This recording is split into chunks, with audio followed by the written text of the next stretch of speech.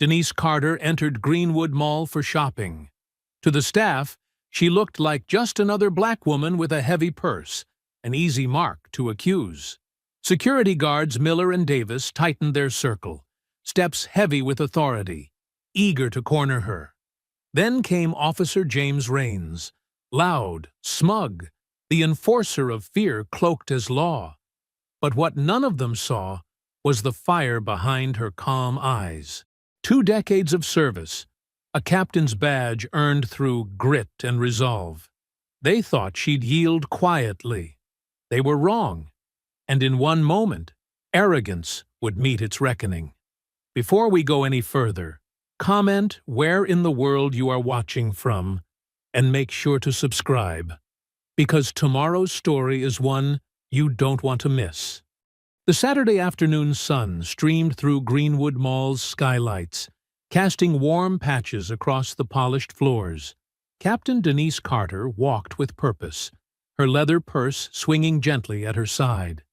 After a long week of paperwork and personnel meetings, the simple task of buying her niece's birthday present felt like a breath of fresh air. "Something special for Jasmine," she murmured to herself, scanning the storefronts. The mall buzzed with weekend shoppers, families with strollers, and teenagers hanging out by the fountain. Denise allowed herself to relax, pushing thoughts of work aside. That peaceful feeling lasted exactly 8 minutes. She noticed them in the reflection of a window display. 2 security guards maintaining what they probably thought was a subtle distance. The taller one, whose name tag read Miller, spoke into his radio while staring directly at her. The shorter guard, Davis, kept glancing between her and his partner, looking uncomfortable. Denise's jaw tightened. 20 years on the force, and she could spot surveillance a mile away. She'd been followed in stores before. It was nothing new. But that didn't make it hurt any less. "Copy that," Miller's voice carried across the corridor. "Black female, brown leather bag, blue sweater. Keeping eyes on." Denise's fingers curled into fists. The urge to spin around and confront them surged through her body. She could flash her badge, watch their faces drop, make them squirm. But no, she was off duty, shopping for her niece. She wouldn't let them ruin this. Taking a deep breath, she stepped into Crystal's boutique, a high-end jewelry and accessories store. The sweet scent of vanilla perfume filled the air, and soft jazz played overhead. Behind the counter, a middle-aged white woman in a crisp blazer, Linda, according to her name tag, stiffened visibly. "Can I help you?" Linda's tone was sharp, her smile not reaching her eyes. "Just browsing, thanks." Denise kept her voice steady and pleasant, though her heart hammered against her ribs. She moved toward a display of delicate charm bracelets, exactly the kind Jasmine had been hinting about for months. Through the glass, Denise could see Linda following her movements in the mirror behind the counter. Outside the store entrance, Miller and Davis hovered, poorly pretending to study a directory map. "These are all locked cases," Linda announced loudly, appearing at Denise's elbow. "Items can only be removed by staff." "I understand," Denise replied, still focusing on the bracelets. "When I'm ready to see something, I'll let you know." Linda didn't move away. Instead, she shifted closer, her eyes darting between Denise and her purse. The leather bag, which Denise had saved 3 months to buy, suddenly felt like it was burning against her side. "Actually," Denise said, straightening up, "I'd like to see that silver bracelet with the butterfly charm." Linda hesitated, then slowly reached for her keys. As she opened the case, Denise noticed her hands trembling slightly. The manager's anxiety was palpable, as if she expected Denise to grab the whole tray and run. The bracelet was beautiful, delicate links catching the light, tiny crystals sparkling along the butterfly's wings. Denise smiled, imagining Jasmine's face lighting up when she opened it. "I'll take," she began. "Excuse me," Linda cut her off sharply. "I need to see inside your bag." The boutique went quiet. Even the jazz seemed to fade away. Denise felt heat rising up her neck as other shoppers turned to stare. "Excuse me?" She kept her voice low, controlled. "A piece of jewelry is missing from this case." Linda's voice grew louder, more confident as Miller and Davis entered the store. "I saw you slip something inside your purse." Denise's hands began to shake, not from fear, but from fury. "That's absolutely false. I haven't touched anything except the bracelet you just showed me." "Ma'am, please cooperate."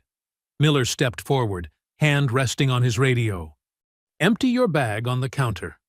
Denise drew herself up to her full height, feeling the familiar mantle of authority settle over her shoulders. "I will not. I haven't stolen anything, and you have no right to search my personal property without probable cause." Davis shifted nervously behind his partner. Linda's face had gone red, but she pressed on. "Either show us what's in the bag, or we'll call the police." "This is harassment," Denise stated firmly. "You've been following me since I entered this mall. You're targeting me because I'm black, and I will not submit to this humiliation." Miller moved closer, trying to use his bulk to intimidate her. "Last chance. Open the bag, or things get complicated." Denise stood her ground, heart pounding but voice steady. "I'm not opening anything. You have no right, no probable cause, and no evidence. Back. Off." "That's it." Miller grabbed his radio. "Code 10 at Crystal's boutique. Subject refusing to comply, requesting police backup." Other shoppers had gathered at the entrance, phones raised. Linda wrung her hands, looking less certain now that things were escalating. Davis kept glancing at the exits, as if contemplating escape, but Denise didn't move. She'd faced down armed suspects and corrupt officers. She wouldn't be bullied by mall security and a prejudiced store manager. Her purse stayed firmly at her side, her eyes locked on Miller's. "You're making a very big mistake," she said quietly. The tension crackled between them as they waited for backup to arrive, neither side willing to back down. The tension in Crystal's boutique thickened as Denise maintained her composure, even as her anger threatened to boil over. "Before you continue with these baseless accusations," she said evenly to Linda, "why don't we review your security cameras? They'll show I haven't taken anything." Linda's confidence wavered for a moment.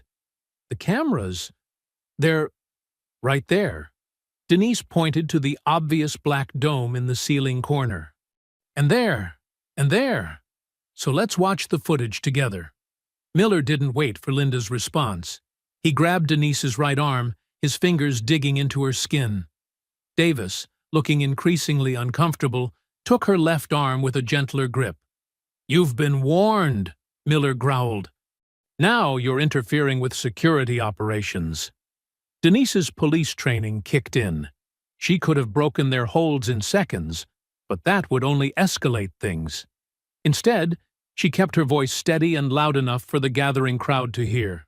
"I am calmly requesting to view security footage that would prove my innocence." "That's not interference. That's a reasonable solution." The boutique's entrance suddenly darkened as a broad-shouldered figure pushed through the onlookers. Officer James Raines strutted in, his badge gleaming, his face twisted in what seemed like anticipation rather than concern. Denise knew Raines by reputation. The complaints about him regularly crossed her desk. Aggressive arrests, excessive force, particularly targeting black shoppers. He'd somehow avoided serious consequences, protected by connections in the department. "What do we got here?" Raines boomed, making a show of surveying the scene. His hand rested casually on his weapon, a deliberate intimidation tactic. Linda rushed to explain. "She won't let us check her bag for stolen." "Another one causing trouble?" Raines cut her off, focusing his hostile gaze on Denise. "Always the same story, isn't it?" "Officer," Denise began, maintaining her professional tone, "this is a misunderstanding that could be easily resolved by—" Without warning, Raines grabbed her shoulder and slammed her against the boutique's glass wall. The impact rattled the display cases inside, and several shoppers gasped. The glass was cold against her cheek as Rains pressed her harder against it. "Don't tell me how to do my job," he snarled close to her ear. "Hands behind your back, now!" "This is excessive force," Denise declared loudly, still keeping her voice controlled despite the rage and humiliation burning in her chest. "I have rights, and you are violating them." "Rights?" Rains laughed, yanking her arms back roughly. "You've got the right to shut up while I add resisting arrest to your charges." The handcuffs clicked shut, unnecessarily tight. Around them, the crowd had grown larger. Phones were out everywhere, recording the scene. Some people whispered in disgust. Others called out that this wasn't right. But no one intervened. Rains spun her around and started marching her toward the mall corridor. Each step was a study in controlled fury for Denise. She'd spent her career fighting against exactly this kind of abuse of power. And now, here she was, experiencing it firsthand. The mall's main corridor had come to a standstill. Shoppers pressed against storefronts, phones raised high to capture the spectacle of a well-dressed black woman being paraded out in handcuffs. Denise held her head high, even as her shoulders screamed from the awkward angle of her arms. "You're making a scene for nothing," Rains announced loudly, playing to his audience. "Should have just cooperated." They reached the mall's side exit, where Rains's patrol car waited. The afternoon sun was harsh after the mall's filtered light, and Denise had to blink several times to adjust her vision. "Before this goes any further," she said clearly, turning to face the growing crowd of onlookers, "I think you should know something, Officer Rains." "Save it for booking," he snapped, reaching for the car door. "I'm Captain Denise Carter, 15th Precinct." Her voice carried across the parking lot. "My badge is in my front pocket, which you would have known if you'd bothered to ask for identification before assaulting me." The crowd's murmuring grew louder. Several people moved closer, phones still recording. Rains's face flickered with uncertainty before hardening into a sneer. "Sure you are," he scoffed, but there was a new edge of nervousness in his voice. "And I'm the police commissioner." "Check my pocket," Denise insisted. "Left side." Rains hesitated, then roughly patted her pocket. His hand froze as it encountered the familiar shape of a police badge. Slowly, he withdrew it, the gold shield catching the sunlight. "This is fake," he declared, but his voice had lost its authority. "Another charge, impersonating an officer." The crowd's reaction was immediate. "She's a captain," someone called out. "He arrested a police captain for shopping?" another voice added. The phones kept recording, documenting every second of Rains's increasingly obvious discomfort. "I suggest you remove these handcuffs," Denise said quietly, "before you dig yourself any deeper, officer." "This badge could be fake," Rains insisted, but his hands were shaking slightly. "I'm taking you in for verification and adding charges for—" "For what?" Denise challenged, keeping her voice steady despite her mounting anger. "Shopping while black. Is that still your standard procedure, Officer Rains?" More phones appeared in the crowd. Someone was live streaming. Rains's face had turned an ugly shade of red as he realized how badly he'd miscalculated. But instead of backing down, he grabbed Denise's arm again, trying to force her into the patrol car. "You're just making it worse for yourself," he growled. "Fake badge, resisting arrest, interfering with an officer." The crowd's volume increased, their outrage palpable. Denise stood her ground, even in handcuffs, her voice carrying clearly over the growing chaos. "Every second of this is being recorded, officer. Every abuse of power, every violation of protocol. Are you sure you want to continue?" The crowd's anger swelled like a wave, their voices rising in unified protest. "Let her go!" someone shouted from the back. Others took up the call, and soon dozens of people were chanting, their phones held high like torches in the fading afternoon light. Rains shifted uncomfortably, still gripping Denise's arm, but clearly unsure how to proceed. His usual tactics of intimidation were backfiring spectacularly as more mall visitors stopped to join the growing assembly. "This is going viral," a teenage girl announced loudly, her eyes on her phone screen. "Already got 1,000 shares on TikTok. Y'all seeing this? They arrested a black police captain for shopping." Denise remained perfectly still, her posture straight despite the bite of the handcuffs. She'd dealt with countless confrontations in her 20 years of service. But being on this side of the cuffs brought a new perspective, one that burned deep in her chest. A mall security supervisor came running out, his face flushed with panic. Behind him, a woman in a crisp business suit clutched her phone, speaking rapidly into it. The supervisor took in the scene, the angry crowd, the handcuffed police captain, the increasingly agitated Officer Rains, and his face went pale. "Internal Affairs is on their way," the woman in the suit announced, identifying herself as Patricia Wells, the mall's PR director. "Officer, perhaps we should move this situation inside?" "There's nothing to move inside," Denise stated firmly. "These handcuffs need to come off. Now." More phones appeared in the crowd. Live streams multiplied. Comments and shares exploded across social media platforms. The story was spreading faster than anyone could control it. "Look at these numbers," someone called out.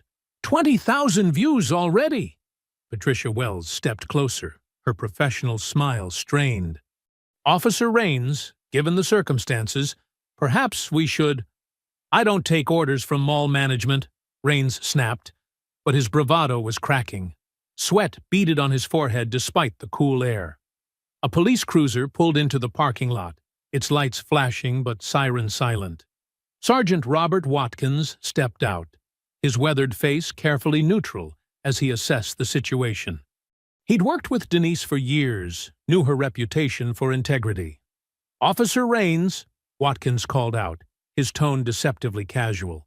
"Want to tell me why you've got a police captain in cuffs?" Rains's grip on Denise's arm finally loosened. "Sergeant, I was responding to a theft call. This woman claimed to be a captain, but—" "That's Captain Carter," Watkins interrupted. "Your commanding officer's commanding officer. The badge you're holding? It's real. I suggest you verify that fact quickly." The crowd had gone quiet, watching the drama unfold. Rains's face worked through a series of emotions: anger, fear, calculation. Finally, with shaking hands, he produced his keys and removed the handcuffs. Denise rubbed her wrists, noting the red marks where the metal had dug into her skin. She'd have bruises tomorrow, evidence of yet another routine encounter gone wrong. Patricia Wells stepped forward, speaking loudly enough for the crowd's phones to pick up every word. "Captain Carter, on behalf of Greenwood Mall, I want to extend our sincerest apologies for this unfortunate incident. We pride ourselves on being a welcoming space for all shoppers, and clearly, we failed you today." "Unfortunate incident?" Denise repeated, her voice sharp. "Is that what we're calling racial profiling and police brutality now?" The PR director flinched. More phones recorded her discomfort. "We will be conducting a full investigation," Wells continued, her professional veneer cracking slightly. "Our security protocols will be thoroughly reviewed and—" "Save it!" Denise cut her off. "Your security cameras caught everything. I suggest you preserve that footage." The crowd murmured approvingly. Several people called out their support, offering to send their videos as evidence. While the mall's PR team tried to manage the growing crisis, Sergeant Watkins moved closer to Denise, speaking in a low voice. "You should know. Rains was on his radio before I got here." "Let me guess," Denise replied quietly. "Writing his version of events?" Watkins nodded grimly. "He's already claiming you resisted and struck him during the arrest. You know how these reports work. First version on paper becomes the official narrative." Denise felt a fresh wave of anger, but kept her expression neutral. She'd seen this pattern before. False reports used to justify excessive force, especially against black citizens who dared to stand up for their rights. "He doesn't know who he's dealing with," she told Watkins. The crowd finally began to disperse as mall management worked to restore normal operations. Denise collected her belongings, including her badge, which Rains had dropped on the ground before quickly leaving the scene. The drive home felt surreal. The familiar streets of her neighborhood looked the same, but everything had changed. Her hands were steady on the steering wheel, but her mind raced through the implications of what had happened. Walking into her house, Denise headed straight for her home office. She needed to document everything while it was fresh in her memory. The laptop powered on with a soft hum. Her email notification pinged. New message from the department. Subject line, Incident Report, 2T123-487. Denise opened the attachment, her jaw tightening as she read. According to Rains's report, she had been combative and aggressive from the start. He claimed she had struck out at officers and resisted legitimate security protocols. The report painted a picture of an angry black woman out of control, the exact stereotype she'd fought against her entire career. She sat back in her chair, the accusations burning on her screen. The email had been copied to Internal Affairs, the chief's office, and the police union. Rains had moved fast, trying to control the narrative. The kitchen clock showed 7:30 p.m. when Carla Johnson arrived. Carrying a bottle of wine and wearing the concerned expression Denise had come to know well over their 15 years of friendship. As a defense attorney, Carla had seen enough cases to recognize when trouble was brewing. "I ordered Chinese," Denise said, gesturing to the takeout containers on the dining room table. "Figured we'd need fuel for this conversation." Carla set down her bag and pulled out a manila folder. "I reviewed the report you sent. It's worse than I thought, Denise."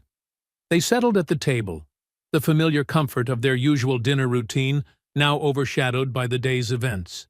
Denise served the food while Carla poured the wine, both women falling into a practiced rhythm that spoke of years of friendship and shared battles.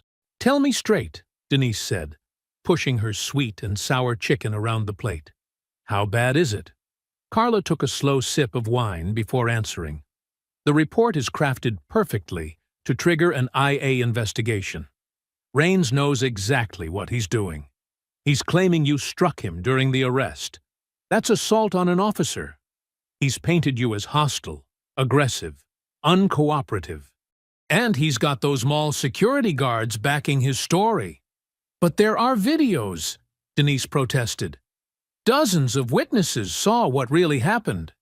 "Videos can help, but you know how the department works. They'll say the footage is incomplete, that it doesn't show the whole story. They'll focus on your attitude, claim you escalated the situation." Carla's fork clinked against her plate as she set it down.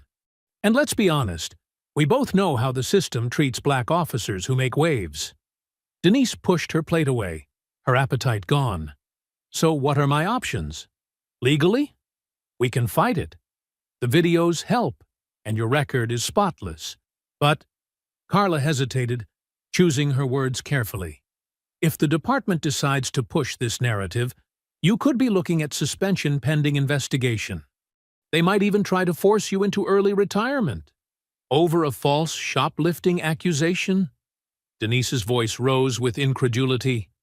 "No," Carla replied softly, "over challenging the status quo, over making them look bad, over being a black woman who wouldn't just take the humiliation quietly." The truth of those words hung heavy in the air.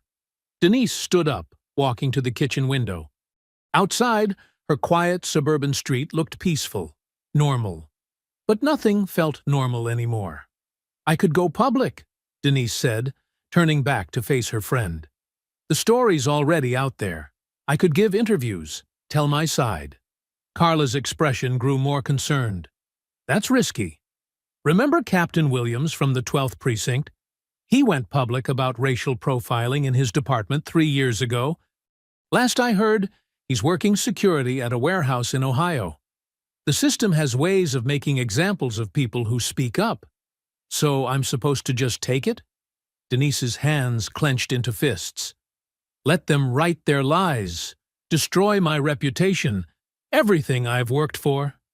No, Carla said firmly. We fight smart. We gather evidence. We build a case. She hesitated again, then added, And Denise? I don't think this is just about you. What do you mean? Carla opened the manila folder she'd brought, spreading several documents across the table. In the past year, I've defended 6 clients, all black, all arrested at or near that mall, all charged with resisting arrest or assaulting officers, all after they filed complaints about harassment. Denise leaned over the papers, her police training kicking in as she scanned the details. Same officers involved? Raines appears in most of them. And look at the pattern. The charges always come after the complaints. It's like they're using the threat of prosecution to silence people. Denise felt a chill run down her spine. The implications were staggering. How many cases are we talking about? These are just the ones that came to me. How many people do you think took plea deals because they couldn't afford to fight? How many stayed quiet because they were afraid? The conversation continued late into the evening, both women picking apart details, looking for patterns, building a bigger picture. By the time Carla left, the kitchen clock showed nearly midnight, but sleep wouldn't come. Denise sat in her darkened living room, her laptop casting a blue glow over her face as she scrolled through social media. The videos of her arrest had exploded online. Some comments expressed outrage, demanding justice. Others spewed racist venom, claiming she'd played the race card, or got what she deserved. A news site had picked up the story. Black police captain arrested while shopping. Racial profiling or legitimate stop. The comments section was a battlefield of competing narratives. Her phone buzzed on the coffee table. Unknown number. The message made her sit up straighter. Back off, Captain. You don't know what you're stepping into. Denise stared at the screen, her police training noting details automatically. Local area code. Text sent through a standard carrier, not a messaging app. The threat was plain, but carefully worded. Nothing explicitly criminal. She took a screenshot, documenting the time and date. One more piece of evidence for whatever was coming. The phone's glow illuminated her face in the dark room, highlighting the determination in her expression. They thought they could scare her into silence. They didn't know who they were dealing with. Sunlight streamed through the windows of Carla's office as Denise arrived at 8 a.m. sharp. The law office was quiet, most staff not due in for another hour. That's exactly why they'd planned to meet so early. I've been up all night reviewing cases, Carla said, her desk covered with stacks of manila folders. Dark circles under her eyes matched Denise's own sleepless appearance. What I found, it's bigger than we thought. Denise settled into the chair across from her friend, clutching a travel mug of much-needed coffee. Show me. Carla spread out dozens of case files, creating a grid of paper across her large desk. Each of these is a false arrest report from the past year. All black residents. Most of them happened at or near Greenwood Mall. How many? 47 cases that I can confirm.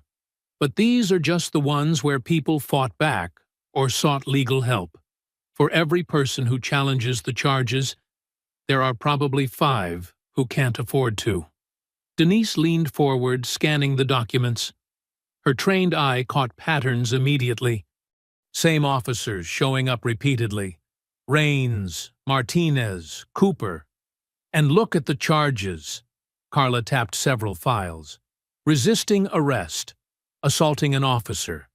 Disorderly conduct. All charges that pit the citizen's word against the officers, making it nearly impossible to fight in court, Denise added, her jaw tightening. Exactly. And here's where it gets interesting. Carla pulled out a spreadsheet she'd compiled. Of these cases, 86% end in guilty pleas. Most defendants accept deals rather than risk trial. That's way above normal plea rates, Denise noted, her investigators' instincts firing up. And every single plea deal includes mandatory probation. Carla's voice took on an edge. Specifically, probation through a private contractor called New Horizons Supervision Services. Denise's eyebrows rose. Private probation? I didn't even know that was legal. It's a growing trend. Counties outsource probation monitoring to save money. But look at the fees these people are charged. Carla handed over another document. Monthly supervision fees, drug testing fees, electronic monitoring fees. Some people end up paying thousands of dollars over their probation period, creating a whole new debtor's prison system, Denise muttered, anger building in her chest. And if they can't pay? They violate probation, back to jail, more fees. It's an endless cycle.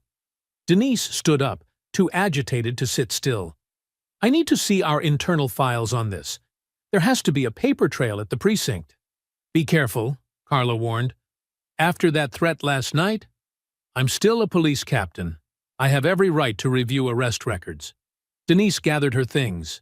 They can't stop me from doing my job. An hour later, Denise sat at her desk in the precinct, methodically pulling digital records. She noticed the sideways glances from other officers, the whispered conversations that stopped when she walked by. The false arrest report had clearly made the rounds. She ignored them, focusing on her computer screen. Years' worth of arrest data scrolled past as she searched for patterns. Location: Greenwood Mall. Officer: Rains. Charge: resisting arrest. The numbers kept growing. Then she found something that made her pause. A memo about the department's partnership with New Horizons Supervision Services. The company's CEO was listed, Richard Greenwood, the same family that owned the mall. Digging deeper, she uncovered financial reports. The probation company was a subsidiary of Greenwood Holdings, LLC. The mall security firm was another subsidiary. It was all connected. Her phone buzzed. A text from Carla. Found something else. These cases spike every quarter, right before the mall reports earnings to shareholders. Denise's mind raced. More arrests meant more people on probation. More people on probation meant more fees collected. The mall's security targeted black shoppers, local police made arrests on false charges, and the Greenwood family profited from the resulting probation payments. She printed key documents, tucking them into her briefcase. On her way out, she caught more whispers, more stares. Let them talk. She had bigger concerns now. The afternoon sun was harsh as Denise parked across from Greenwood Mall. The building's glass facade gleamed, projecting an image of upscale retail prosperity. Yesterday, she'd seen it as the scene of her humiliation. Now she saw it differently. She watched shoppers coming and going, mall security guards stationed at every entrance, hands on radios. A young black mother hurrying past, clutching her purse close, eyes darting nervously. A teenage boy being tailed by a guard, just like she had been. The scale of it hit her all at once. How long had this been going on? How many lives had been derailed by false charges? How many families had been bled dry by probation fees? All to pad the Greenwood family's profits. Denise gripped her steering wheel, knuckles white. In her 20 years of law enforcement, she'd seen plenty of corruption, plenty of systemic racism. But this was different. This was calculated, organized exploitation. She stared at the mall's towering entrance, where just yesterday she'd been dragged out in handcuffs. Her voice was barely a whisper in the quiet car. This wasn't just about me. Denise had just settled at her desk with the stack of documents when a knock interrupted her thoughts. A young Latina woman stood in her office doorway. notebook in hand. "Captain Carter? I'm Maya Lopez from the City Herald." She stepped forward with purpose, her press badge swinging from a lanyard. "Got a minute?" Denise started to give her standard no-comment response, but something in Maya's determined expression made her pause. "Close the door." Maya sat down, already pulling out her phone to record. "I've been following your case since the mall incident, but that's not why I'm here. I've spent 6 months investigating Officer Raines and his connection to private probation companies." Denise leaned back, studying the journalist. "What have you found?" "Money trails, shell companies, suspicious timing of arrests." Maya pulled up documents on her tablet. "But I hit walls. Sources go quiet. Records disappear. Then I saw the video of what happened to you, and I knew this was my chance." "Your chance for what?" "To finally expose this." Maya's eyes blazed with conviction. "I have banking records showing massive transfers from New Horizons to offshore accounts, tax documents that don't add up. But I need someone on the inside to help connect the dots." Denise considered carefully. Journalists could be allies or enemies, but something about Maya's intensity reminded her of herself 20 years ago.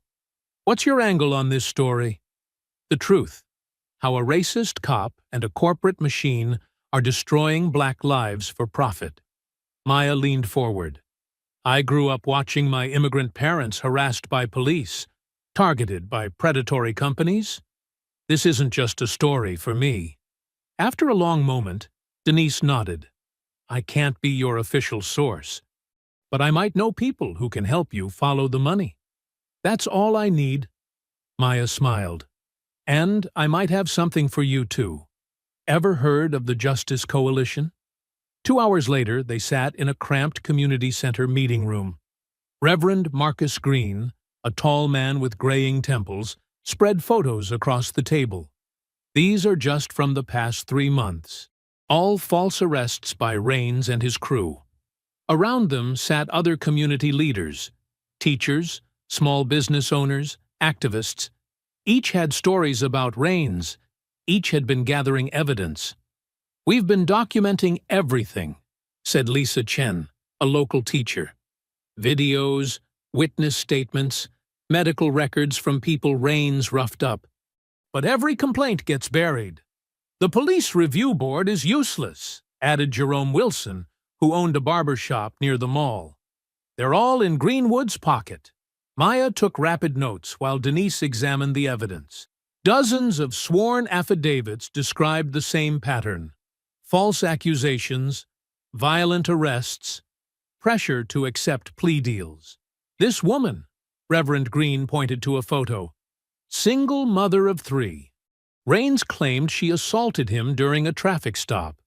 Now she's paying $300 a month in probation fees. Had to take a second job. They threatened to take her kids if she fought the charges," Lisa added quietly. Denise's hands clenched. "Why haven't these stories come out before?" "Fear," Jerome said simply. "Raines makes examples of people who speak up. Strange traffic stops, sudden building code violations, kids getting hassled at school." "But we kept records," Reverend Green said, "waiting for someone with the power to do something." He looked meaningfully at Denise. Maya spoke up. "With these affidavits and my financial documents, we could build a solid case. The Herald would publish it." "It would take more than one article," Denise cautioned. "The Greenwood family has armies of lawyers." "Then we'll write a series," Maya said firmly. "Follow every thread. Show how deep this goes." They spent another hour planning, connecting pieces of the puzzle. The activists had years of documentation. Maya had financial expertise. Denise had insider knowledge of police procedures. "We need to move carefully," Denise warned as they wrapped up. "These people won't go down without a fight." "That's why we need to strike hard and fast," Maya argued. "Once the first story breaks, others will come forward." Darkness had fallen by the time Denise pulled into her driveway. The day's revelations weighed heavily. So many lives affected, so much evidence ignored. She'd known racism existed in the department, but this level of organized exploitation shocked even her. Her porch light flickered as she approached her front door. The mailbox was stuffed full, overflowing onto the ground. Strange. Mail had already been delivered this morning. Gathering the scattered envelopes, her stomach tightened. No return addresses, no postmarks. Hand-delivered. Inside, she spread them on her kitchen table. Her hands trembled slightly as she opened the first one. A crude drawing of a hanging figure. Below it, words cut from magazines. Mind your business. The next contained photos. Surveillance shots of her leaving her house, shopping, meeting Carla. Someone had been following her. More letters spilled out. Racial slurs in jagged handwriting. Threats against her family. Pictures of her niece's school. The last envelope held a single photo. Denise being arrested at the mall. Someone had drawn crosshairs over her face. She sat heavily in her kitchen chair, the hate mail surrounding her like toxic confetti. They were trying to scare her into silence, like they'd scared so many others. But they'd made a mistake. Denise Carter didn't scare easily. And now, she had proof they were worried enough to threaten her. She gathered the letters carefully, preserving any potential evidence. Tomorrow, she'd show them to Maya and the coalition. Let them document one more example of intimidation. The threats meant she was on the right track, and she wasn't alone anymore. The next morning, Denise walked through the precinct hallway, the hate mail burning a hole in her briefcase. She needed someone higher up on her side. Lieutenant Harris's office door was open, and she could see him reviewing reports at his desk. "Got a minute, Mark?" she asked, knocking lightly on the door frame. Harris looked up with his characteristic easy smile. "For you?" "Always, Captain." He gestured to the chair across from him. "Close the door." Denise settled into the chair, studying her old friend's face. She'd known Mark Harris for 15 years, worked countless cases together. He'd backed her promotion to captain, stood up for her when others questioned her leadership. "I need to show you something," she said, pulling out the threatening letters. "This was in my mailbox last night." Harris's expression darkened as he examined the hate mail. His jaw tightened at the photo with the crosshairs. "Jesus, Denise! Have you reported this?" "To who?" She leaned forward. "Mark, this goes deeper than just Rains and that mall incident. I've been digging, and there's a pattern.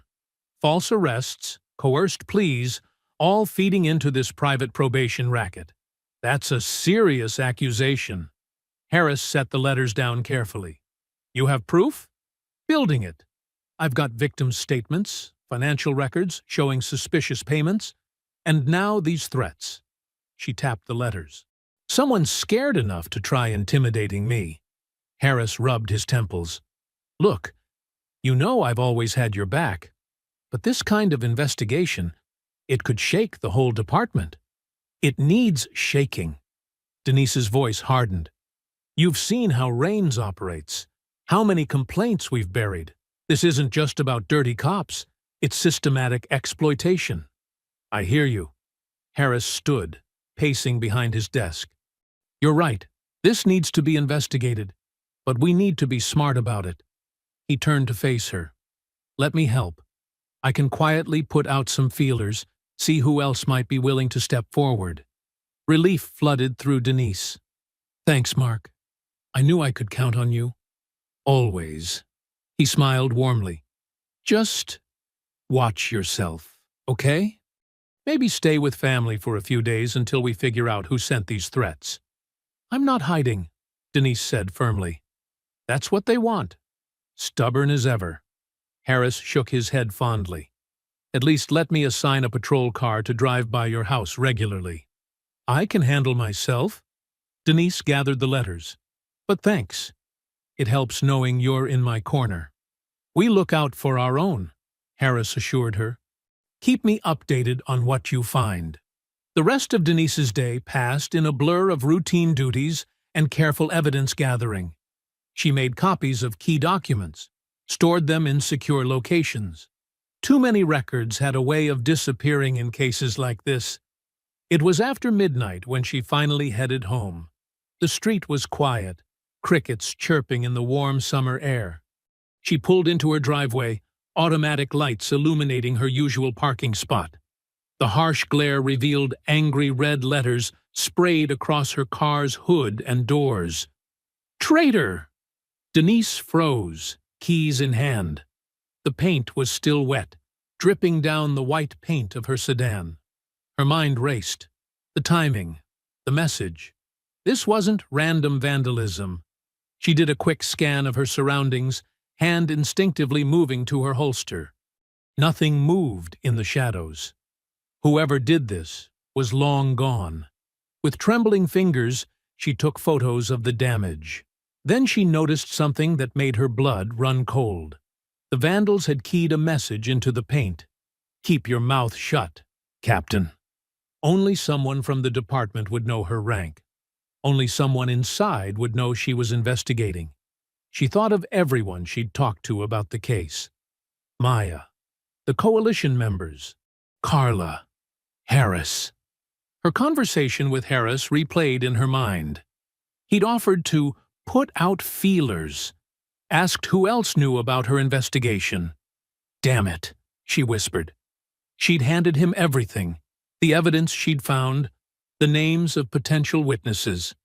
If he was working with Rains? Inside her house, Denise dropped heavily into a kitchen chair. Her badge sat on the table where she'd left it that morning. The gold shield caught the light, throwing shadows across the wall. 20 years. She'd worn that badge for 20 years. Believed in what it stood for. Defended the department against accusations of systemic racism. Convinced herself that change would come from within. Now she stared at the symbol of everything she'd dedicated her life to, and wondered if the rot went all the way through. If there was anything left worth saving. The shield blurred as tears of rage and betrayal threatened. She blinked them back. No time for self-pity. She had decisions to make. Trust no one in the department. Document everything. Build the case quietly until she had ironclad proof. The vandals had made one thing crystal clear. She was on her own inside these walls. Her badge gleamed accusingly in the dim kitchen light. The weight of 20 years pressed down on her shoulders as she faced the possibility that the institution she'd believed in had become the very thing she'd sworn to fight against. The next morning, Denise's phone buzzed with an urgent text from Maya. "Need to meet. Big break. The usual spot." 20 minutes later, Denise sat in the back booth of Jerry's diner, nursing a coffee that had gone cold. The small restaurant was nearly empty, just a few regulars scattered at the counter. The bell above the door chimed as Maya rushed in, her messenger bag clutched tight against her side. "Sorry I'm late," Maya said, sliding into the booth. Her eyes darted around the diner before she leaned forward. "But you're going to want to see this." Maya pulled out a manila envelope, careful to keep it below table level. "Remember that source I mentioned? The one inside mall management?" She slid the envelope across to Denise. "They came through. Big time." Denise opened the envelope carefully, pulling out several sheets of corporate letterhead. Her eyes widened as she scanned the first page. "This is internal memos from the mall's board meetings," Maya finished, her voice barely above a whisper, "dating back 18 months. Look at page 3. Denise flipped to the indicated page. The memo detailed loss prevention initiatives, corporate speak for security protocols. But as she read further, her hands began to shake. The document laid out explicit instructions for security to target high-risk demographics, a thin veil for racial profiling. It included quotes from meetings where board members discussed coordinating with local police to maximize enforcement opportunities. They were working with Rains directly, Maya explained, tapping a highlighted section. The board approved bonuses for security staff based on arrest numbers. They knew exactly what they were doing. Denise read further. The memo detailed how arrests would feed into the private probation system, a company called New Horizons Supervision Services. The mall's parent corporation owned a controlling stake. "It's all here," Denise breathed. "The whole pipeline." They weren't just allowing racial profiling, they were incentivizing it, turning it into profit. Maya nodded grimly. Every false arrest meant another person forced into their probation program. Monthly fees, mandatory rehabilitation classes, all funneling money back to the same corporate interests. "How did you get this?" Denise asked, carefully returning the papers to the envelope. "My source works in corporate accounting. They've been documenting everything, waiting for someone to investigate." Maya's eyes gleamed. "When they saw the videos of your arrest go viral, they knew it was time." Denise sat back, her mind racing. This was exactly what they needed. Proof of coordination between police and corporate interests, evidence of intentional targeting of black shoppers. No one could dismiss this as a few bad apples or isolated incidents. "We need to protect this," Denise said firmly. "And your source. Once this gets out—" "Already handled," Maya assured her. "They've documented everything, backed up files. Multiple copies in secure locations. Smart." Denise tucked the envelope into her jacket. "I'll scan these tonight, create digital backups. But we need to move carefully. After what happened to my car, you think someone in the department is working with them?" "I know they are." Denise's voice was hard. "Lieutenant Harris, I trusted him, told him about the investigation. Next thing I know, my car's vandalized with a warning only someone inside would know to leave." Maya's expression darkened. "Then we keep this between us. No one else knows about these documents until we're ready to go public." "Agreed." Denise checked her watch. "I need to get these somewhere safe. Then we plan our next move." They parted ways outside the diner, Maya heading to the newspaper office while Denise drove home, the envelope secure in her jacket. Her hand kept touching it during the drive, reassuring herself it was real. At home, Denise went straight to her study. The heavy wooden desk had been her father's, solid oak with a hidden compartment in the bottom drawer. She carefully placed the envelope inside, then locked the drawer with a key she wore around her neck. For the first time in weeks, she felt something like hope. The weight of isolation and betrayal lifted slightly. They had proof now, not just witness statements or circumstantial evidence, but direct documentation of the conspiracy.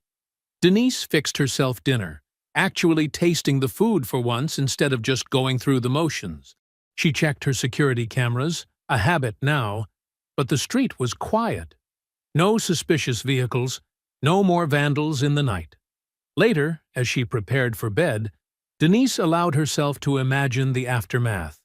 The press conference where they'd reveal everything, the looks on the faces of the mall executives, Raines, Harris, all of them realizing their scheme was exposed. The victims finally seeing justice. She switched off the lights, the house settling into familiar creaks and hums. The desk drawer was securely locked, the key safe around her neck. For the first time since this started, sleep came easily. Tomorrow they'd begin planning how to release the evidence. But tonight, Denise could rest, knowing they finally had what they needed. The truth would come out. Justice would be served. The memo was their key to bringing down the whole corrupt system. As Denise drifted off, she felt lighter than she had in weeks. The end was finally in sight. Denise woke early, energized by the previous day's breakthrough. She poured her morning coffee and texted Maya, "Ready to plan next steps?" No response. An hour later, still nothing. Unusual for Maya, who typically replied within minutes. Denise tried calling, straight to voicemail. She left a message, trying to keep her tone casual. "Hey, just checking in about our discussion yesterday. Call me when you can." By noon, anxiety gnawed at her stomach. She'd sent 3 more texts, called twice. Maya's silence was deafening. Denise was reviewing case files at her desk when her phone buzzed. Breaking news alert. Her coffee cup crashed to the floor as she read the headline, "Local reporter hospitalized after brutal attack." The article loaded with agonizing slowness. There was Maya's photo. Investigative journalist Maya Lopez was found unconscious early this morning. Denise grabbed her keys, her hands shaking. The drive to Metro General felt endless, every red light an eternity. Her mind raced with possibilities, each worse than the last. This was her fault. She'd pulled Maya into this mess. The hospital lobby was crowded with reporters. Denise flashed her badge, pushing through to the information desk. "Maya Lopez's room?" "Are you family?" the receptionist asked. "Police captain. She's a witness in an ongoing investigation." The lie came easily. "Necessary. Room 412. The elevator seemed to crawl between floors. Denise's guilt grew with each passing second. She should have known they'd target Maya. Should have protected her better. Room 412's door was open. Maya lay in the hospital bed, her face bruised, left arm in a cast. Despite everything, her eyes lit up when she saw Denise. "You look terrible," Maya croaked. "Me?" Denise moved to the bedside. "You're the one in the hospital gown. Should see the other guy." Maya tried to smile but winced. "What happened?" Denise asked, pulling up a chair. "Walking to my car after work. Someone grabbed me from behind." Maya's voice was rough. Professional job. Knew exactly how to hurt without killing. Denise's fists clenched. "Did you see their face?" Maya glanced at the door, then lowered her voice. "Better. Saw something else. When they threw me down. Their jacket rode up. Chrome flashed at their hip. Denise went cold. A badge?" Maya nodded slightly. "Department issue. Same as yours." The confirmation hit Denise like a physical blow. One of her own had done this. Someone she might pass in the precinct hallways every day. "I'm so sorry," Denise whispered. "I never should have—" "Don't." Maya's good hand gripped Denise's wrist with surprising strength. "This proves we're onto something big. They're scared." "They should be scared of me now," Denise growled. "Good." Maya shifted, grimacing. "Because I'm not stopping. Neither should you." A nurse appeared in the doorway. "Ms. Lopez needs rest." 5 more minutes, Maya pleaded. The nurse frowned but nodded.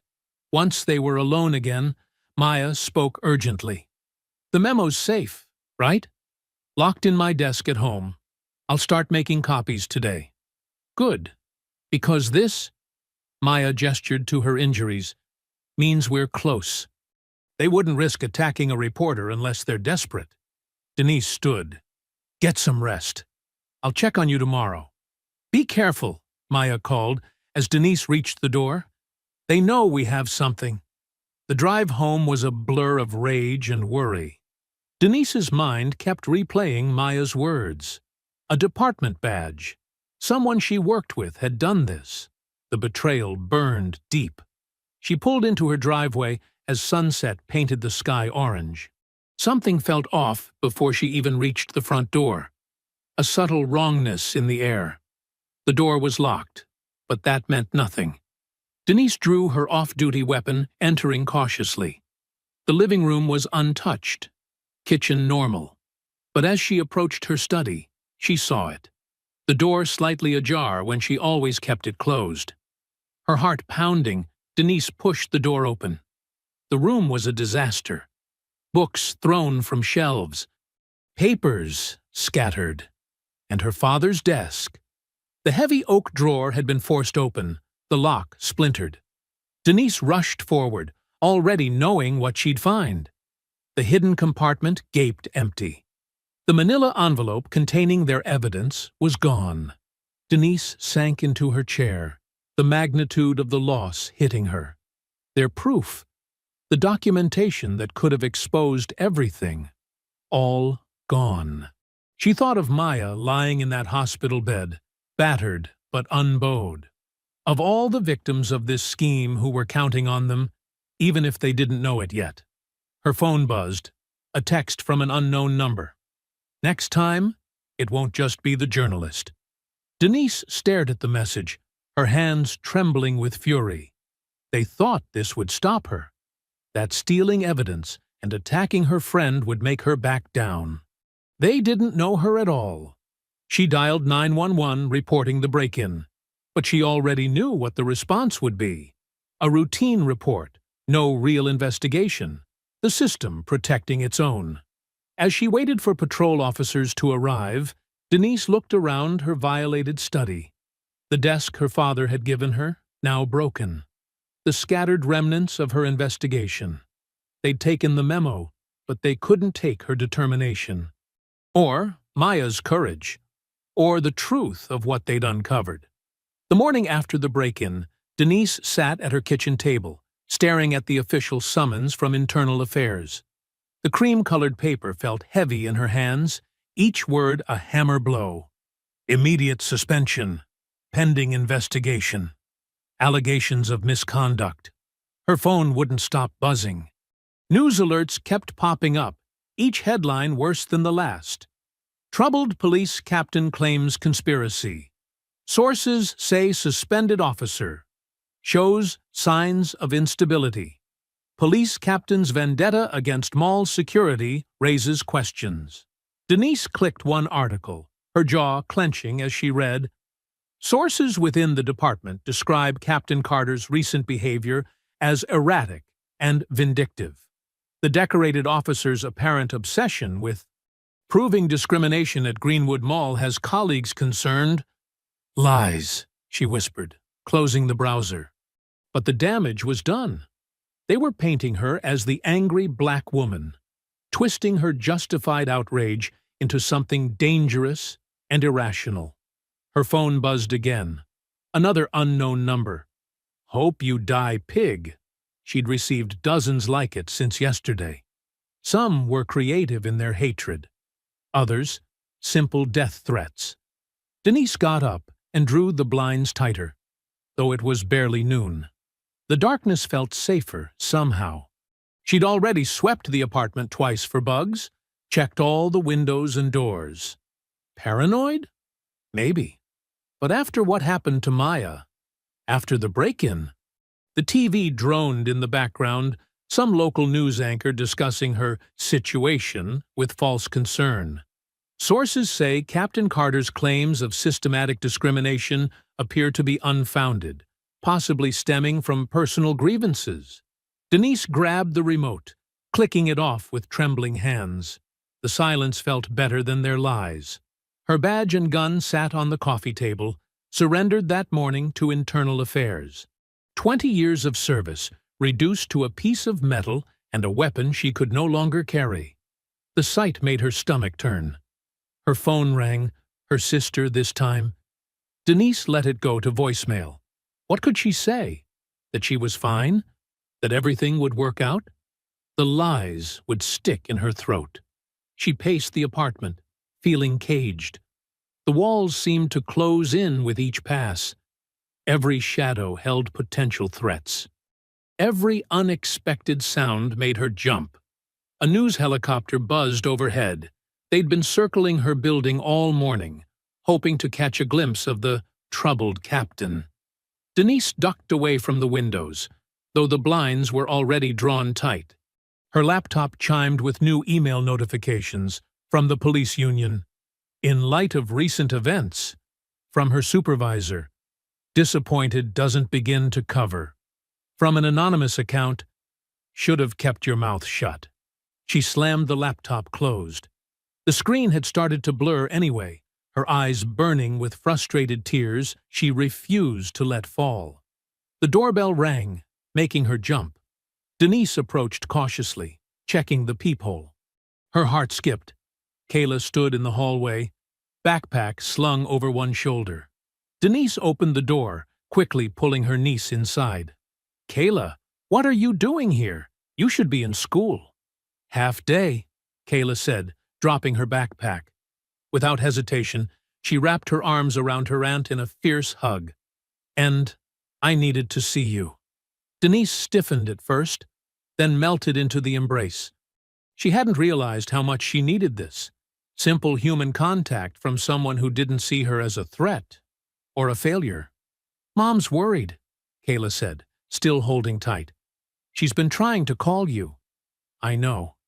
Denise pulled back, studying her niece's face. I can't talk to anyone right now. Not with everything." "You mean all the lies they're telling?" Kayla's young face hardened with anger. "We know they're lies, Auntie D. Everyone at school knows too." She pulled out her phone, fingers flying across the screen. "Look at this." The video loaded, the footage from the mall. Denise tried to look away, not wanting to relive that humiliation, but Kayla insisted. "No, look at the views." The number took a moment to register. 5.2 million views. The comments section was flooded. "This is what systemic racism looks like. Captain Carter is a hero for standing up. We stand with you, Captain." "It's not just the video," Kayla said excitedly. "People are sharing their own stories. About Officer Raines, about the mall security, about the whole corrupt system. You started something, Auntie D." Denise sank onto the couch, overwhelmed.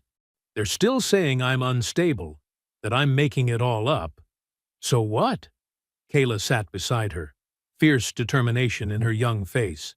"The truth is out there now.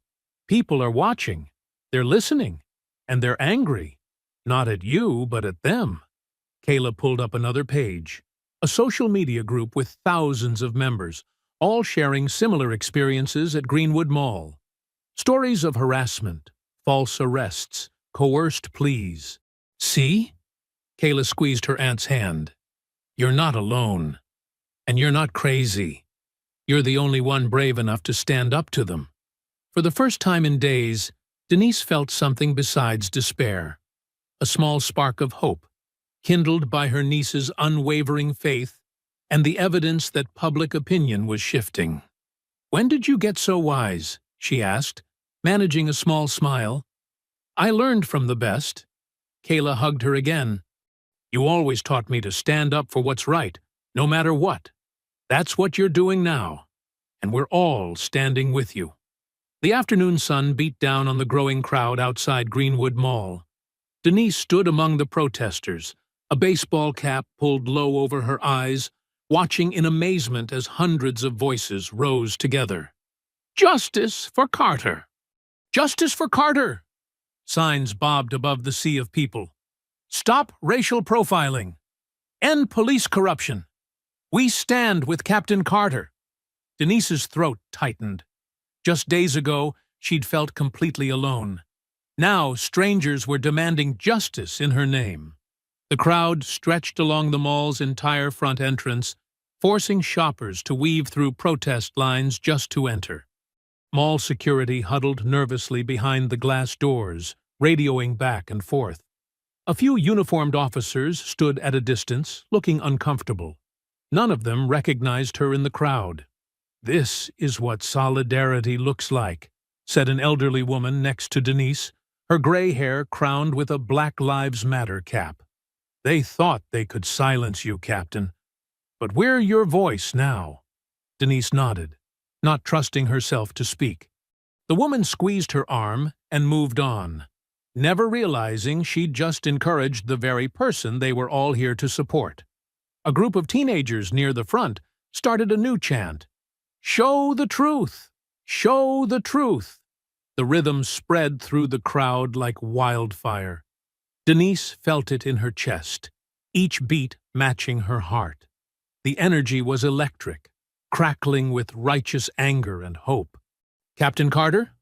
Denise turned at the quiet voice behind her. A black teenage girl stood there, phone clutched to her chest, eyes wide with recognition. "I'm Tiana," the girl said quickly. "Tiana Brooks. I recorded the video of what they did to you." Denise's eyes widened. She'd seen the viral footage dozens of times, but had never known who captured it. "Thank you," she said softly. "Your video showed people the truth."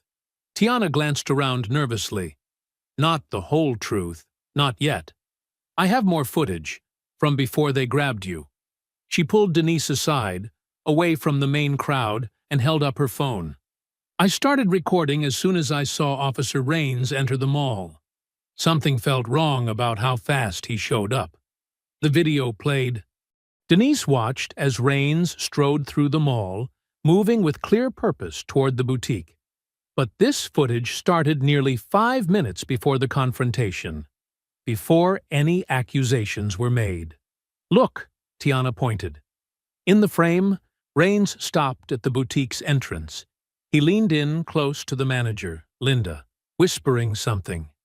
Linda nodded, her expression hardening. Then Rains stepped back, out of sight, and waited.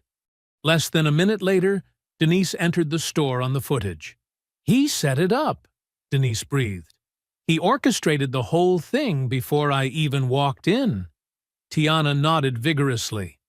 "I caught him doing the same thing last month with my cousin. But nobody would believe us then. When I saw him heading toward that store, I knew something was about to go down. I just didn't know it would be you he was targeting. Why didn't you release this part before?" "I was scared," Tiana admitted. "Rains has friends everywhere. But seeing all these people here today," she gestured at the crowd, "I can't stay quiet anymore. This proves he planned it. He profiled you before you even entered the store." Denise's mind raced. The unedited footage was damning. It showed clear premeditation, destroying any claim that the confrontation arose naturally from suspicious behavior. "I'm not the only one with videos either," Tiana continued. "I run a YouTube channel about police accountability. People have been sending me clips for months. Rains doing the same thing over and over. Always at this mall, always targeting black shoppers." The crowd's chants grew louder. "No justice, no peace." Tiana touched Denise's arm. "My followers want to help. We can spread this everywhere. But it needs a voice. Your voice. People trust you. You're proof that even black officers aren't safe from this corruption." Denise stared at the protest, her mind whirling with possibilities. The unedited video, the witness statements Maya had gathered, the financial records linking the mall to the probation scheme, and now, an army of young activists ready to amplify the truth. "They can't silence all of us," Tiana said firmly. "Not if we stand together." A news van pulled up to the curb, a reporter and cameraman jumping out. The crowd surged forward, eager to be heard. Denise watched the reporter set up, her heart pounding. She had evidence now, real, undeniable evidence. But more importantly, she had witnesses, allies, a movement building behind her. The protesters' voices swelled. "What do we want? Justice! When do we want it? Now!" Mall security was calling for backup.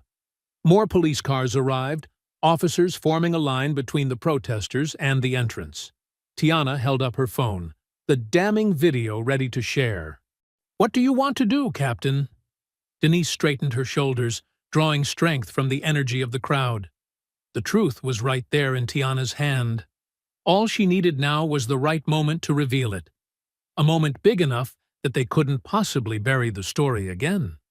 The fluorescent lights of Metro General's recovery ward cast harsh shadows across Maya's bruised face.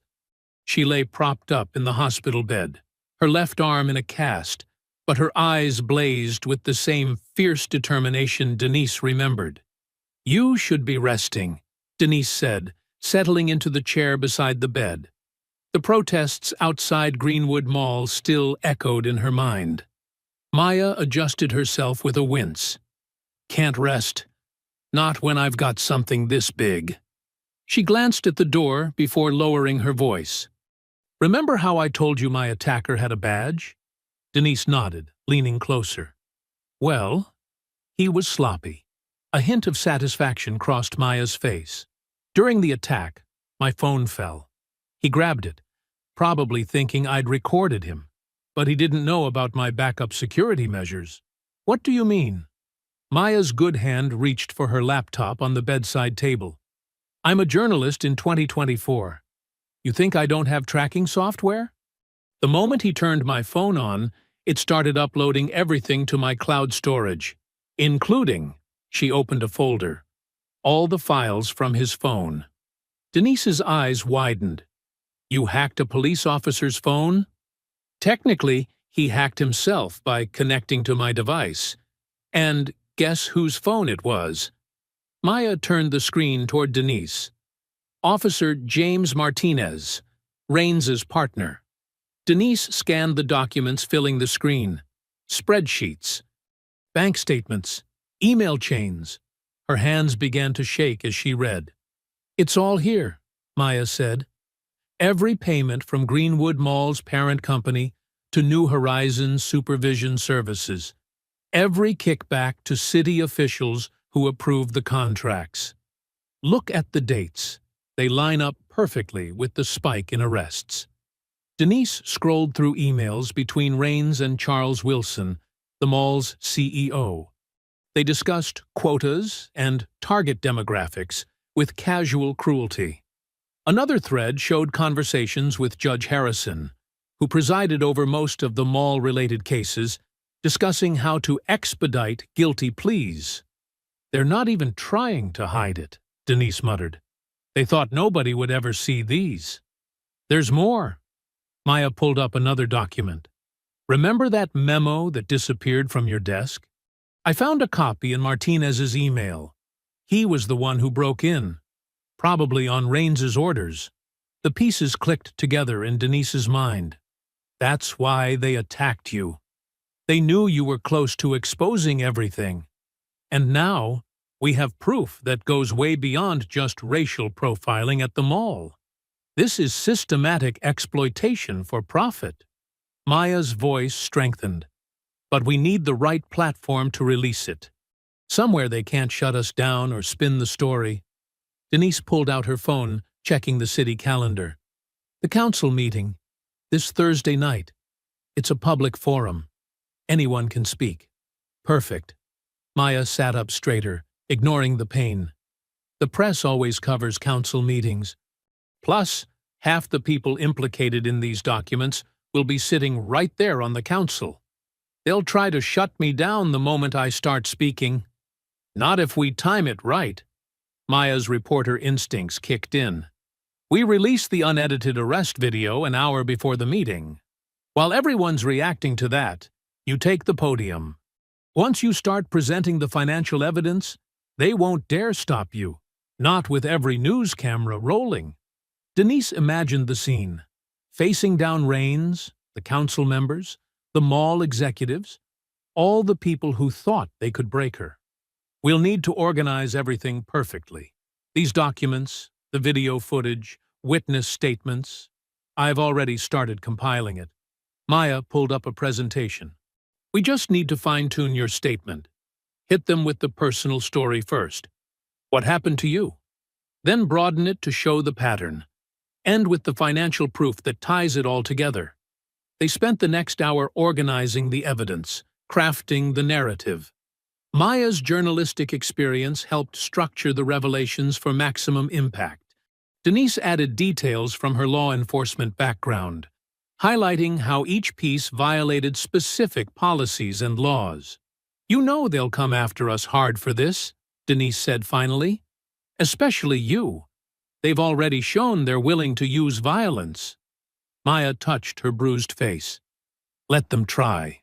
Every attack just proves we're telling the truth. Besides, she managed to smile, I've got a police captain watching my back now. Denise squeezed Maya's hand gently. Get some rest. I'll have uniforms I trust posted outside your door tonight. Later that evening, Denise stood before the mirror in her bathroom, index cards in hand.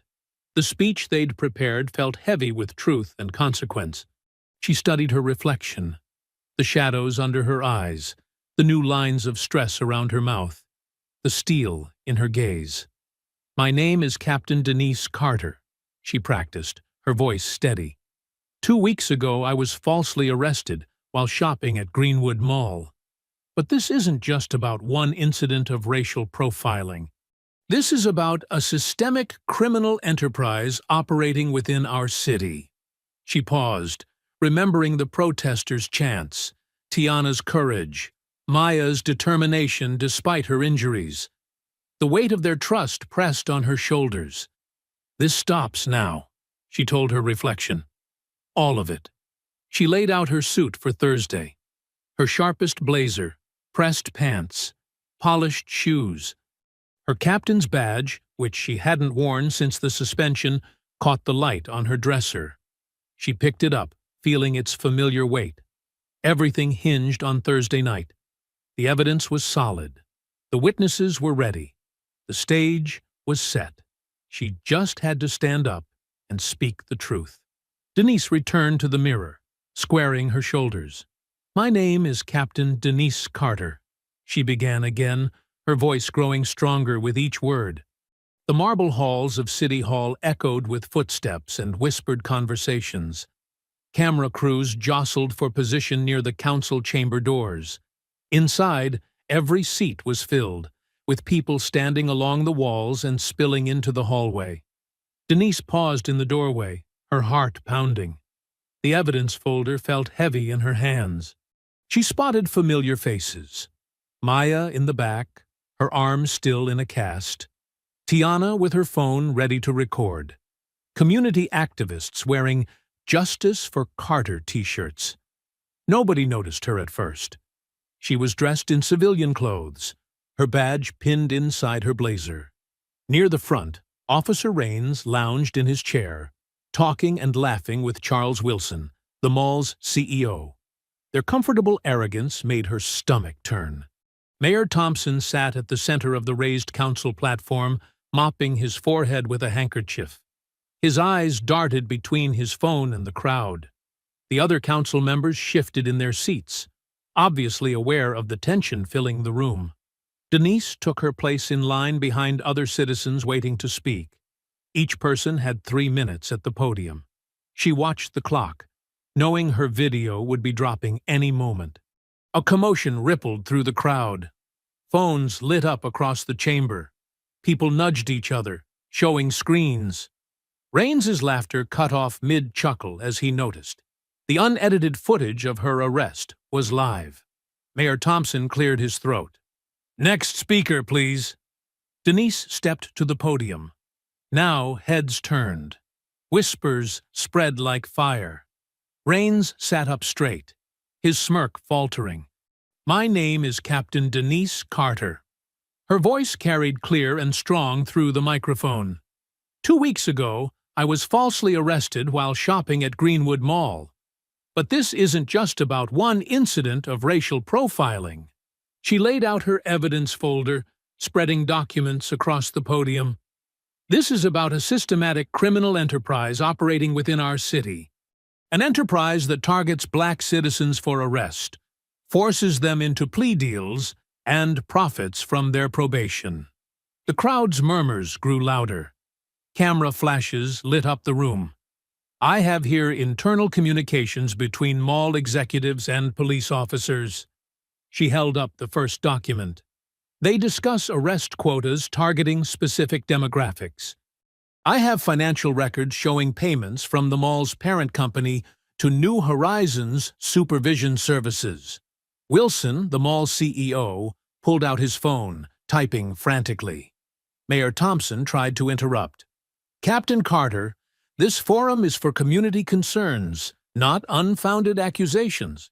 These accusations are fully documented," Denise continued, her voice rising, "including emails between Officer James Raines and Judge Harrison discussing how to expedite guilty pleas." She turned to face Raines directly. "The same Officer Raines who falsely arrested me, then filed a fraudulent report claiming I assaulted him." Raines's face had turned red. He half rose from his seat. But Wilson grabbed his arm, whispering urgently, "When I began investigating this scheme, I was suspended. A journalist helping me was attacked by a police officer. But they made a mistake." Denise held up a thumb drive. The officer who attacked her accidentally uploaded evidence proving everything I'm saying. The crowd was fully engaged now, recording every word. Some people were already posting live updates. Phones kept buzzing with notifications as the story spread. "This system has destroyed lives," Denise said. "Hundreds of innocent citizens pressured into guilty pleas, forced to pay probation fees they can't afford, trapped in a cycle of debt and surveillance, all to profit a private company and its co-conspirators." She looked directly at the council. "You've all seen the video by now. That's how it starts. But I have statements from dozens of victims. I have proof of kickbacks to city officials." "That's enough!" Raines exploded from his seat. He stormed toward the podium, hand moving to his weapon. "You're under arrest for defamation and interfering with an investigation." The crowd surged to its feet. But before Raines could reach her, two uniformed officers stepped into his path. Denise recognized them, Officers Chen and Rodriguez from her precinct. "Stand down, Raines," Chen said firmly. "You're not arresting anyone." "Get out of my way." Raines tried to push past them. "That's an order." "We don't take orders from you," Rodriguez replied. More officers emerged from the crowd, forming a protective line between Raines and Denise. The chamber erupted. People jumped to their feet, phones recording everything. A chant started in the back. "Justice! Justice!" spreading until it filled the room. Raines backed away, his face contorted with rage and disbelief. The mall's CEO had already slipped toward the exit. Mayor Thompson was desperately banging his gavel, trying to restore order. But the chant only grew louder. "Justice! Justice! Justice!" Denise stood at the podium, surrounded by her fellow officers, watching as the truth she'd fought so hard to expose finally burst into the light. The council chamber descended into chaos. Camera crews pushed forward, microphones extended like spears. Flashbulbs turned the room into a strobing disco of light and shadow. The chants of "justice" bounced off the marble walls, becoming a thunderous roar. Denise remained steady at the podium, her hands no longer shaking. She'd carried this weight for weeks. The fear, the anger, the betrayal. Now, watching it all unravel, she felt strangely calm. State Attorney Patricia Walsh shouldered her way through the crowd, her face set with determination. She'd been sitting quietly in the back, listening to everything. Now she meant business. "Captain Carter," Walsh called out over the noise. "I need those documents, all of them. Now." Denise carefully gathered her evidence folder, making sure every paper was in place. The financial records that Maya had recovered from her attacker's phone, the internal memos, the victim statements. 2 weeks of her life, compressed into manila and paper. "It's all here," Denise said, handing over the folder. The money trail goes back 3 years. Payments from shell companies owned by the mall's parent corporation routed through offshore accounts, landing in Judge Harrison's private foundation. Similar payments to New Horizons Supervision Services, which is owned by Councilman Peters's brother-in-law. Walsh flipped through the documents, her eyes widening. "This is comprehensive." She pulled out her phone, firing off rapid texts. "I'm calling in my team. Nobody leaves this room." The mayor was still trying to restore order, but his gavel strikes were drowned out by the crowd. Several council members had already slipped away through the side door. Others sat frozen, faces pale, probably wondering if their names were in that folder. Raines paced near the wall like a caged animal, the other officers still blocking his path to Denise. His hand kept twitching toward his empty holster. Chen had quietly convinced him to hand over his weapon minutes earlier. "This is all lies!" Rains shouted, his voice cracking. "She's making it up. She's trying to destroy everything we've built." He caught himself too late. "Everything you've built?" Walsh turned toward him sharply. "And what exactly have you built, Officer Rains?" More state investigators arrived, flowing into the chamber like a tide of dark suits and badges. They moved with practiced efficiency, securing exits, collecting phones, taking names. Charles Wilson, the mall CEO, tried to blend into a group heading for the door. A female investigator stepped into his path. "Mr. Wilson, we'll need you to stay." "I have an urgent meeting," Wilson began. "Yes," the investigator cut him off. "You do, with us." Near the podium, Officer Rodriguez approached Rains, holding handcuffs. The sight seemed to break something in Rains. His face twisted with rage. "You can't do this," he snarled. "I'm one of you. 20 years on the force. You're really going to side with her?" "Turn around, James," Rodriguez said quietly. "Don't make this worse." For a moment, it seemed Rains might fight. His muscles tensed, eyes darting between the officers surrounding him. Then his shoulders slumped. The fight drained out of him all at once. As Rodriguez cuffed him, reading his rights, Rains kept his eyes locked on Denise. The hatred in his gaze was pure poison. But Denise didn't look away. She'd spent too long looking away from ugly truths. Mayor Thompson had finally given up on his gavel. He stood, straightening his tie, trying to project authority he no longer possessed. "In light of these allegations," he announced, "I am calling for an immediate independent investigation into all matters raised here tonight. The city will cooperate fully." "The state is taking over this investigation," Walsh interrupted. "Your cooperation is not optional, Mr. Mayor. It's required by law." The crowd had shifted from chanting to filming everything on their phones. The story was already exploding across social media. Reporters were doing live stand-ups from every corner of the chamber. Denise watched as Rains was led away, followed by Wilson and several visibly nervous council members. State investigators were sealing off offices, confiscating computers, marking evidence. The system she'd fought against was being dismantled, piece by piece, right in front of her eyes. Officer Chen touched her arm gently. "Captain, there's a crowd gathering outside. They want to hear from you." Denise nodded, suddenly exhausted. The adrenaline was wearing off, leaving her drained. But she knew she had one more thing to do. She made her way through the chamber, accepting handshakes and pats on the back from strangers. Maya caught her eye from across the room, giving her a thumbs up with her good arm. Tiana was already uploading her video footage, grinning triumphantly. The heavy doors of City Hall opened onto a warm night. The steps were packed with protesters, their signs illuminated by streetlights and phone screens. As Denise emerged, a cheer went up that seemed to shake the very foundation of the building. "Captain Carter! Captain Carter!" She stood at the top of the steps, looking out over the sea of faces. Black, white, young, old, all united in demanding change. Some were crying. Others hugged complete strangers. Parents lifted children onto their shoulders to see better. For the first time in weeks, Denise felt the crushing weight begin to lift from her shoulders.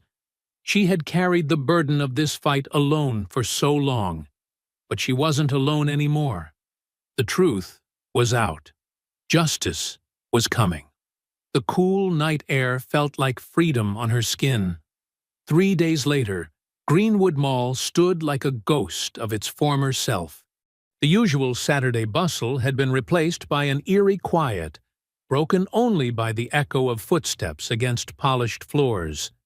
Yellow police tape crossed the entrances of several stores, their windows dark and shuttered under investigation. Denise walked through the main corridor, her heels clicking against the tile. She wore her captain's uniform today, not out of obligation, but as a statement. This time, there would be no mistaking who she was.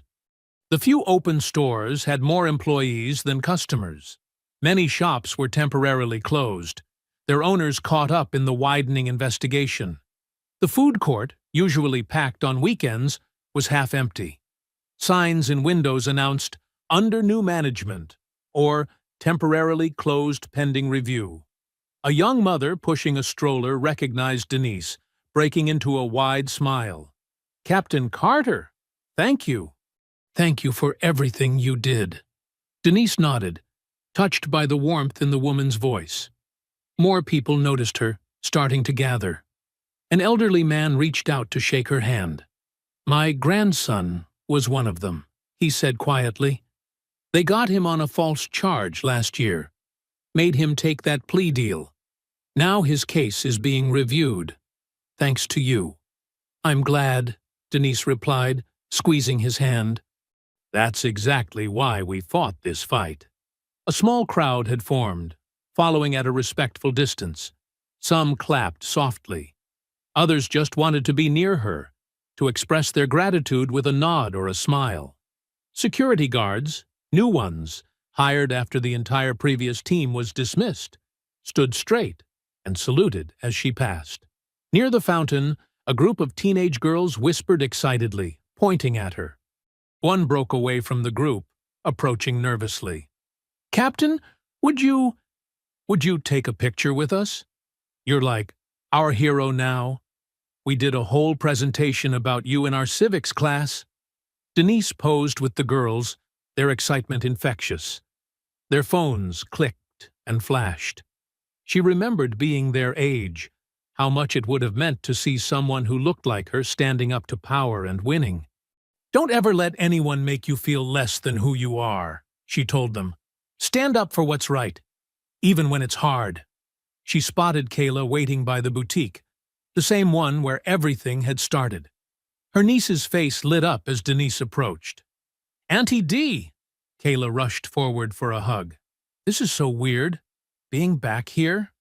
Good weird or bad weird?" "Good weird. Definitely good weird."